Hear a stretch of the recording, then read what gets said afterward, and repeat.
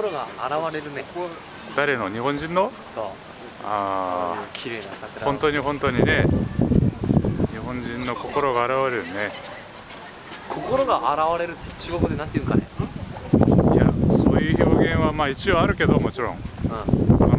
日本人の好みで、例えば刺身とか、まあ、その模様とかね、その色とか、でよくわかるね。日本人は単純で、複雑なああいう例えばイラン系とかインドみたいなそのような模様はないでしょ。簡単でシンプルね。シンプルでごく簡単で単純で、でしょ。というのはもう心の中は大体そういう何も複雑に考えないからね。でしょ。これ物でしょ。色は全部真っ白ででしょ。そうね。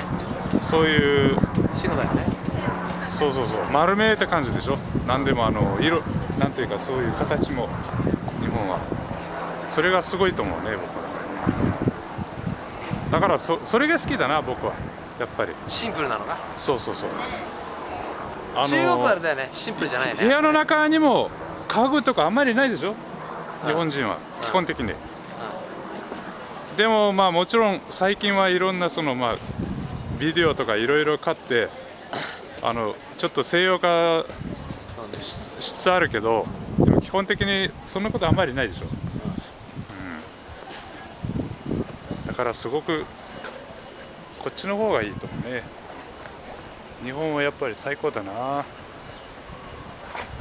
最高か。僕は最高。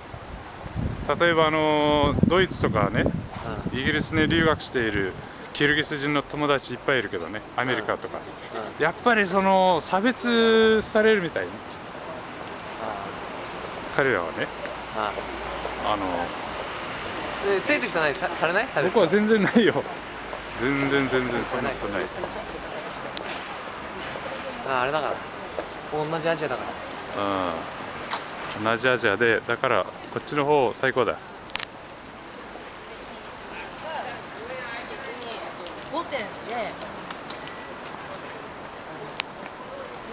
しかしあれだな、本当に。